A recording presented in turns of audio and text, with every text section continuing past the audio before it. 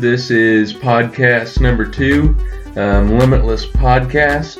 I actually did my first podcast last week with Dustin. He has a YouTube channel, Discipling Recovery, so you guys can either click on the thing on this video or in the description to watch last week's episode. But this week is number 2, and we got Brian McDonald, and he's going to tell a little bit about himself, so I'll just hand it over to him. Thanks, Mason. Yep. Yeah, I'm a C5-6 incomplete quad. I was injured back in 1978, which is like 38 years ago. So I'm one of the veterans in these buggies. But anyways, I was injured in a swimming pool, a bunch of kids fooling around the swimming pool. And I was one of the reasons why parents tell their kids don't fool around pushing in and out of the swimming pool. Well, I'm one of the reasons why, because I ended up getting pushed into the shallow end and broke my neck at 5'6". And at first I couldn't move anything except, one arm, maybe a little bit like that, and that was it. And it was shocking at first. It was one of those things where you don't really know what's happened. I was just a young lad, and I had done a lot of sports and stuff before that. Played a lot of hockey, baseball, did a lot of cycling and that type of thing. So I was always an active kind of kid.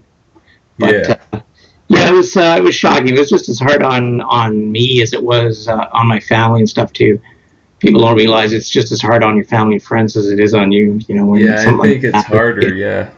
Oh yeah, because they have to see you go through the injury and the struggles you need to go through to try and get back towards as much independence as you can. Plus, they have to deal with their own emotions and stuff as well. Yeah.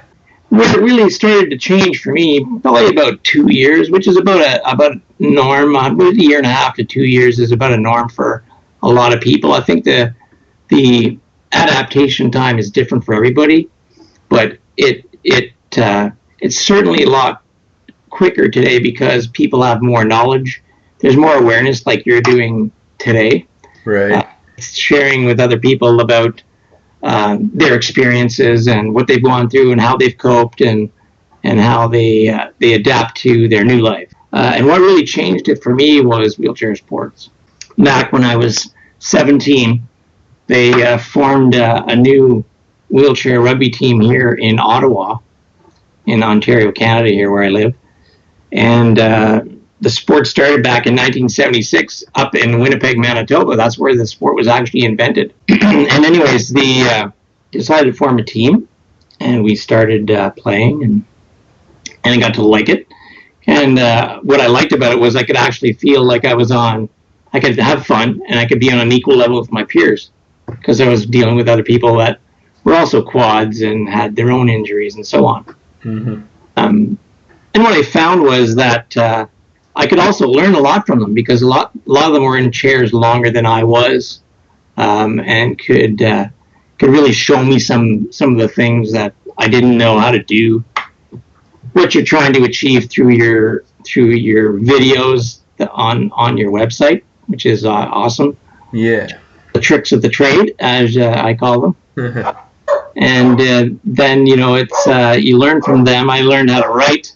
I kind of hold my pen like this, and I write like this freehand. And I actually learned that from another rugby player. So it just goes to show you that you can learn from your peers. Another thing I learned a lot from them was, because you're the wheelchair rugby team, you're dealing with a smaller pool of athletes. So if you need to compete, usually you have to go out of town. You have to go to Ottawa here. We have to go to Montreal or Toronto or wherever to compete against other wheelchair rugby players, or quad rugby as it's known as in the States. And so you get to travel, and on top of that, you're usually traveling and you learn to be independent on your travels. Like you learn to get dressed yourself and all that, so that you don't have to bring somebody with you. And you see how your friends do it, your rugby teammates, and you learn from that. And certainly the social part of the sport is just as valuable as the sport itself, because it's a lot of fun. All right, so well, the 4 topics that we're going to be talking about is wheelchair rugby, which he was just talking about a little bit, driving, good resources to look at for information, and the last one is work. We got about 15 minutes. So, do you have anything on any more stuff on wheelchair rugby? Absolutely. I competed in Canada here up to the national level, so I played with Team Ontario in Division 1, and I played for 30 years in Canada. And it was awesome. Like, I still enjoy even watching it. It's just such a great sport, and so it's evolved to actually the most watched Paralympic sport of all the sports at the Paralympics because of the wheelchair contact that's allowed. A lot of people like it because of wheelchair contact. And if you're any kind of sports lover and been involved in, say, football or any of those contact type sports, well, this sport is definitely for you. But anyways, competing up to that level, you do have to train. We used to practice like 3 times a week. I think the guys still practice 3 times a week. And Team Canada right now is going into the Paralympics. Team Canada is seeded number 4. They were seeded number 1, but the U.S. is actually back in the top seed. Oh, wow. With the Aussies in second and Japan's in third. So that's the seeding going into the Rio 2016 Paralympics. So the Americans and Canadians, as you know, if you've seen the Murderball movie, which I know you've seen, Mason, you see there's a big rivalry that's always going on between the Canada and the U.S. Yeah. And it's great to see, that rivalry going on. And I think the seeding is set. So you could end up with a Canada-U.S. final for the gold medal, just because I was looking at the pools at the Paralympics, and that's going to be an exciting game to watch. Yeah. Coming up, today is actually the opening ceremonies are happening today at the Paralympics. I'm sure Mason can share the links. I know I've shared them through my Facebook pages and so on. Yeah, I did see those today. Yeah, great. So check those out. They're definitely worth checking out. And it's a great form of exercise. On top of that, Mason, you're going to get a lot more strength and mobility just from doing that. It's a great cardio workout as well because, your practices are usually for about 3 hours. And, that's you put a lot. That is. There. And, of course, you'd have to get your own rugby chair and whatnot. But, they're all specially made for the sport. There's most C5-6 quads are probably playing at the mid to low end of the wheelchair rugby players classification scale. So we tend to be more defensive players when we're on the court. But, it's a fantastic game. Definitely worth checking it out at the Paralympics. Yeah, I've never really watched very much Paralympics. But, since my injury, I guess, I've been more interested in it. So I'll probably check it out. And also, I was going to see about, see if I could play some wheelchair rugby somewhere up in Indianapolis that actually has a team, I guess. And one of my friends on Facebook is, I think you saw that he was starting another team. Where I did Rehabilitation Hospital of Indiana, or RHI, they actually sponsored a rugby team that he was on. Yeah. Yeah, it's great because, in the States, you'll find that there's a lot more, the rehab centers are a lot more involved in sponsoring the teams and providing them with a little bit of funding and so on to support them for equipment, for travel and accommodations, maybe support them a little bit. What we used to do here is we are affiliated, the Ottawa team here was affiliated with the local rehab center. In fact, that's where we started playing, and we have a gymnasium there. But it's a smaller gymnasium. It's not a full-size gymnasium, so we practice only there once a week, and the other 2 days a week we're practicing at in a full-size gym in a local high school. Oh. A lot of the funding comes out of the players themselves until, you can either do some fundraising yourselves or to get some service clubs or something else to help you out with some of the funding to get the costs down. Yeah, all right. So our second topic is driving, and I'm not too sure what all we're going to talk about on this, but obviously some adaptive equipment for driving, and the Indianapolis 500 that is held. Well, it was held each year, but this year I think was its 100th anniversary or something. Yeah, so there was a guy, the Indy 500, the guy that was the pole leader for the race, his car owner is actually quadriplegic, and he doesn't have any arm function. And he drove, I can't remember if it's a Corvette or Camaro or something, he drove that around the track, and it was all set up like through a straw system, so like blowing out would propel you forward, and then like sucking in would slow you down or stop you. And his goal, he had a goal of like 160 mile an hour or something, but he made it to like 155 or 56 miles an hour. And then, I mean, that's fast, but that's extremely fast with just a straw. Yeah, it's like I said, well, today there's so much technology available that really you can drive, and I know people personally that have driven with systems with very minimal, people with very minimal mobility to be able to drive. Like, for example, I drive with a spinner on my steering wheel. I have one of the the U-shaped spinners. Okay. C5 quad guys, they'll use a 3-prong spinner. You've probably seen those. Yeah, I got one of those. On your four-wheeler, eh? Yeah, on my UTV thing. Yeah, I got that, and then I got a lever, back or down is gas, and then forward is brake. Sure grip hand controls? Yep, sure grip hand controls. Best ones. They're actually originally made in New Brunswick, Canada. I thought they were made in Canada. Yeah, and that's what I drive with. I drive with the same controls. They're nice and easy to drive. I like the fact that you can just rest your arm on the gas. Yeah. And so you can be comfortable driving with your arm out the window and just rest on the gas, and the rest is cake, right? Yeah, it works really well.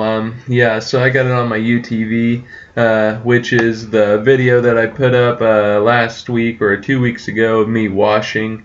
I was like washing it off or whatever, so you guys can check that out. But I use that to just like drive around because I live in a pretty little town.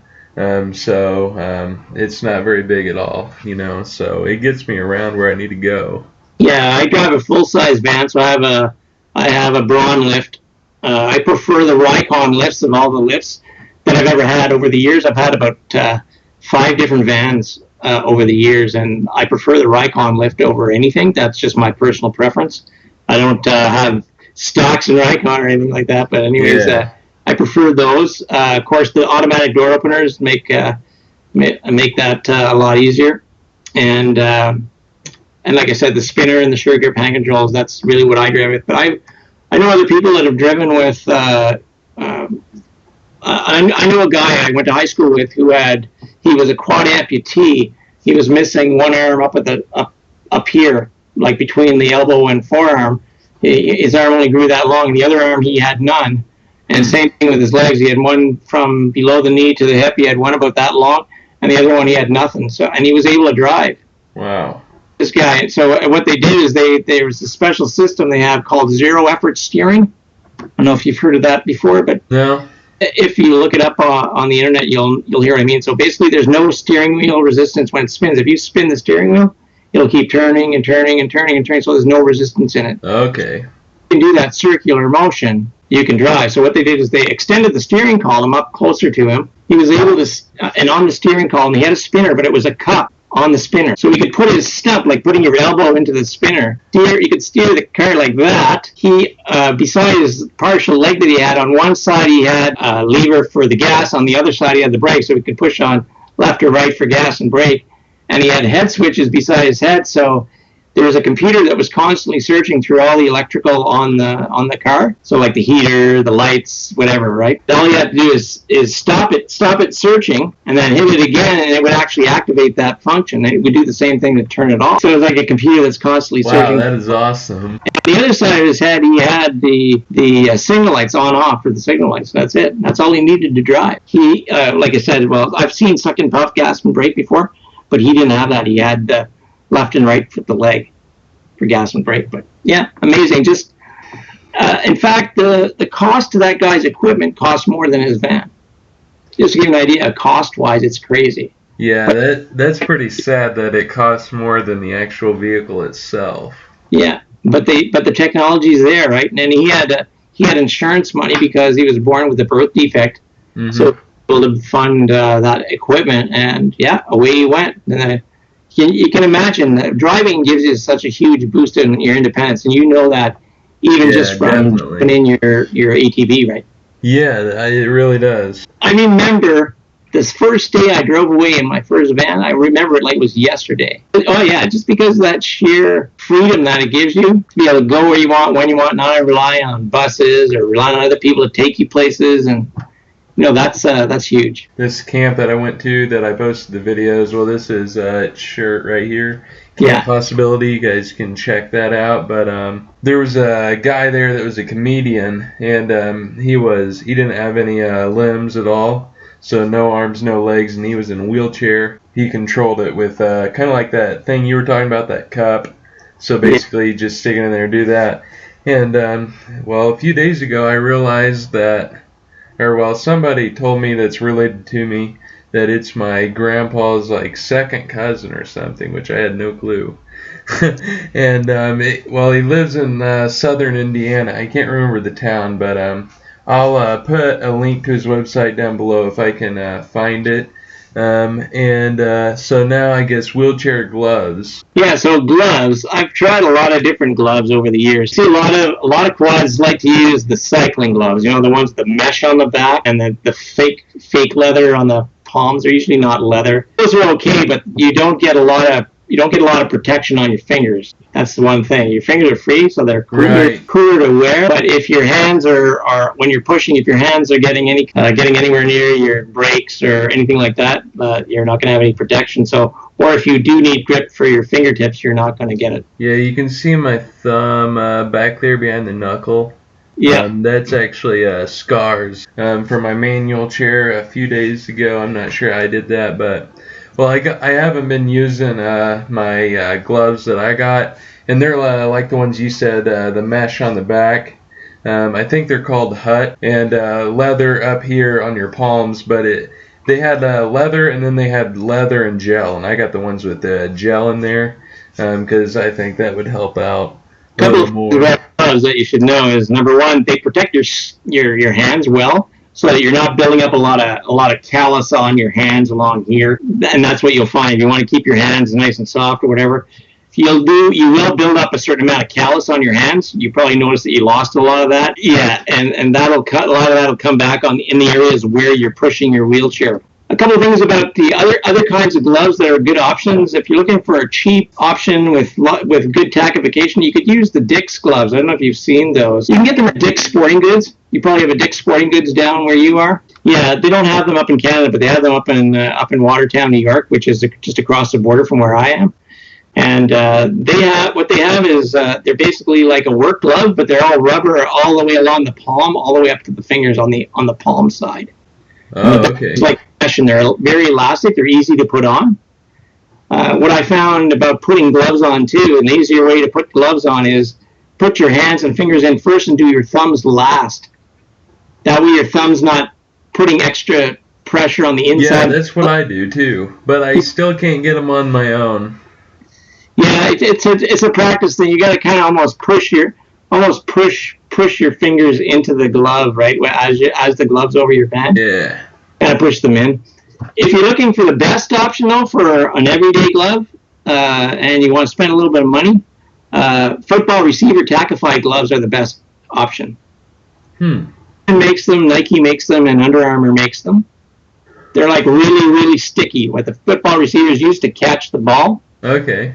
They're awesome for pushing the chair. And you got rubber coated hand rims, right? Yeah, I do.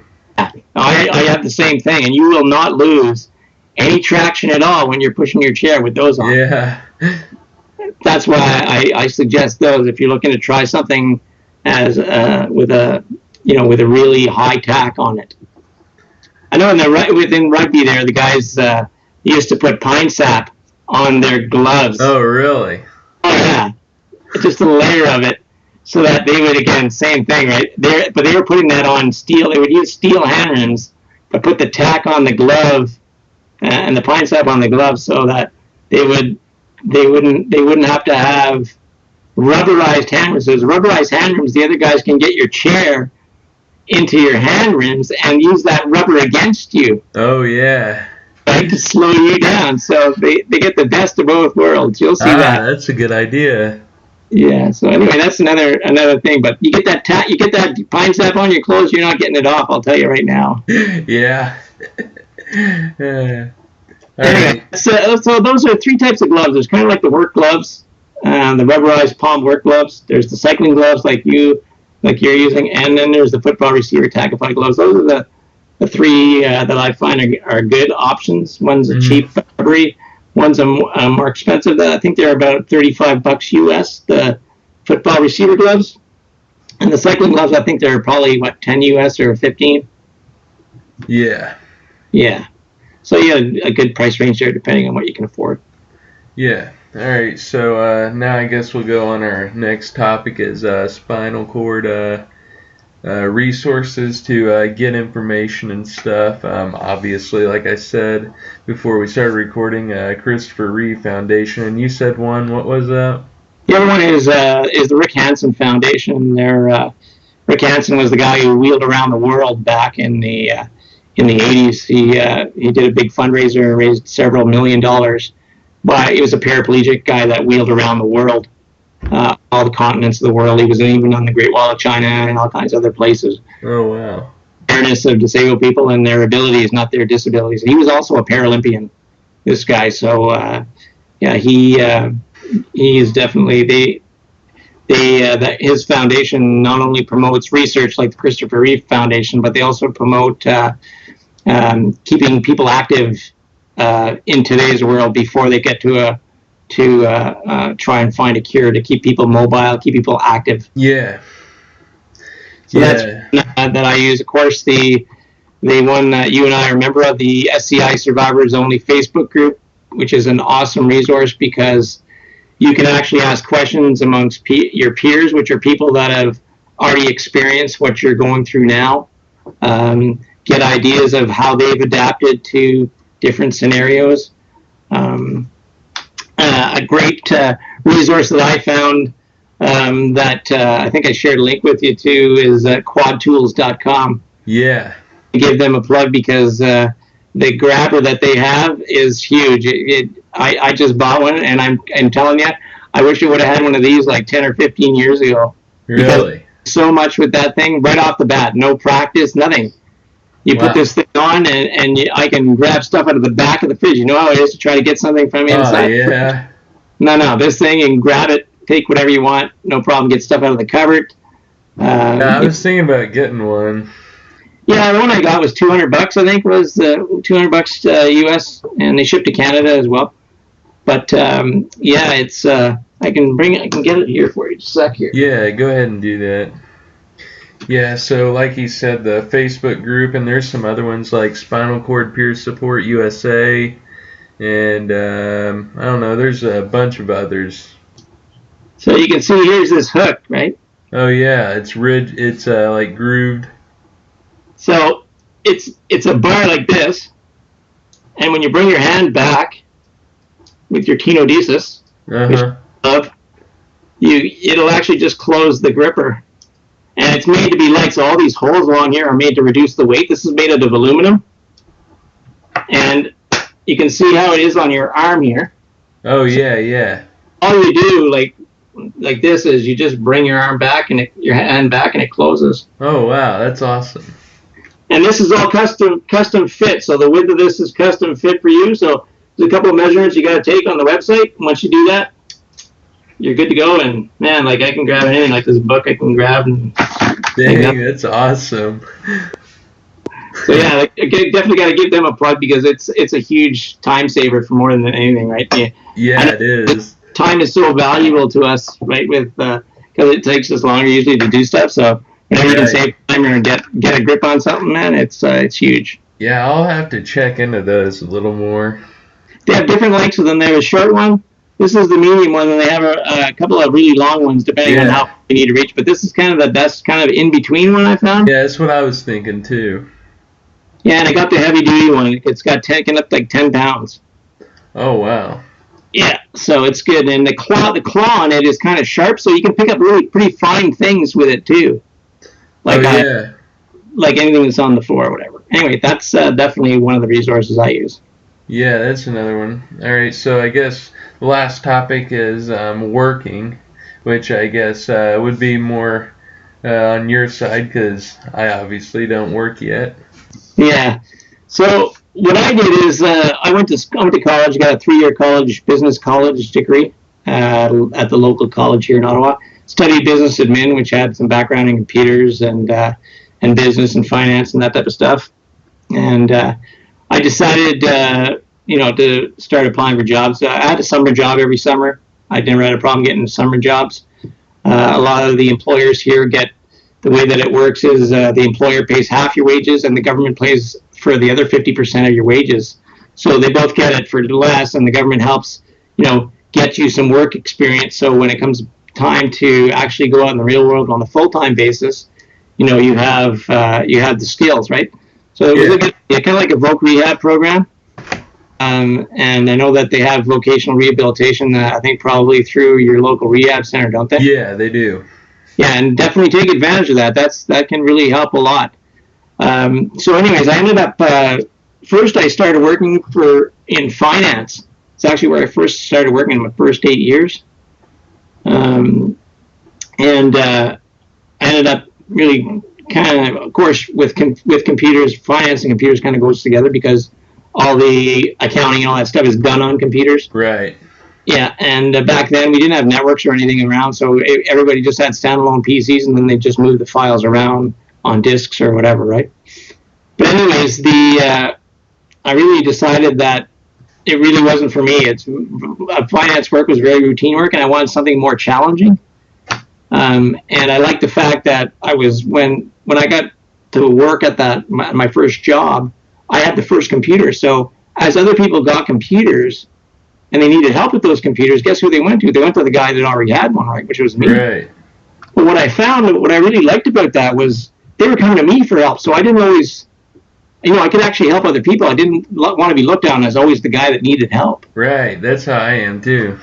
So, it's one of the reasons why. So I started getting into computers. So I started doing computer support.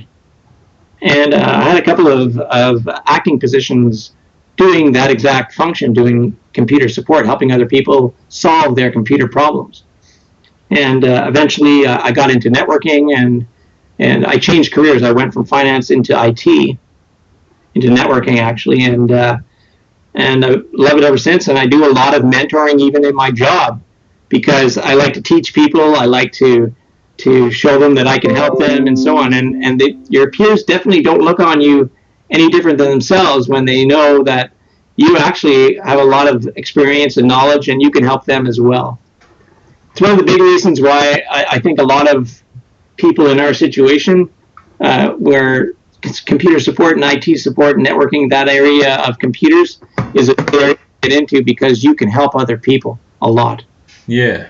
With your brain that's not paralyzed. Yeah, that's what I'm going to school for, information technology.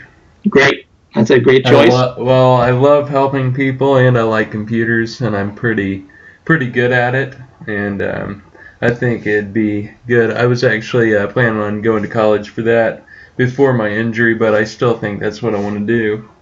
Yeah, of course. So yeah, it's definitely a great career. I've been working at the same place. We have the local municipalities here. They amalgamated back in 2001. So yeah, a bigger city. The wheels turn a little slower when it comes to getting things done, but I still love what I do every day. I'm about just over 2 years from retiring, and even when I retire, guess what I'm going to be doing? I'm going to be teaching seniors and other disabled people how to use computers. That's what I'm doing now. I'm doing that part-time actually right now. Okay. It's volunteer work, and you get a lot of personal satisfaction by doing volunteer work and helping other people too. There's a lot to be said about that. Yeah, there is. Like you're doing with your videos, that type of thing. Yeah. Yeah. Yeah, I like helping people a lot, especially people in my situation, because Yeah. we know how it is, you know. Another thing, go back to your rehab center. That's another reason why, as a resource, the rehab centers are good, but what they're lacking is they don't have somebody on staff that's actually an experienced quad I was or. thinking about that like a few days ago. Well, I noticed it, and I told the social, so they have social workers there, right? And Mm-hmm. they're usually supposed to be like a link between the community resources and the rehab center to help you try and get back and have access to the resources that you need. And one of the resources that they don't have, though, is, like I said, they don't have somebody that's experienced. And that's where they need people like yourself with the videos and got experience to be able to share that info with them and give them ideas on how life goes on after. You can do whatever you put your mind to. I mean, Yeah. it's just a matter of, like you said, limitless is it. It's you put your own limits on yourself, because what I honestly believe is a lot of people's disability is a lot more mental than physical, Yeah. in our situation. Yeah, I'd have to agree a lot on that one. All right. Alrighty, well, I guess that'll wrap it up for podcast, Limitless Podcast number 2. If you haven't checked out the first podcast, go ahead and do that. And I want to thank you, Brian, for being on here. And hopefully people will comment down below on what they think about what we talked about and stuff. So maybe I could get you on here again sometime down the road after we get some going. And I want to eventually get a kind of like a group of us together to do one podcast, you know? Like Sure. maybe like 4 or 5 people that have different situations and stuff, but all kind of similar, if you know what I mean? Yeah, why not create like a peer group? Yeah, that'd be good. And so thank you guys for watching, and hopefully I'll see you in the next one. And be sure to subscribe if you haven't done so already. I'll see you later.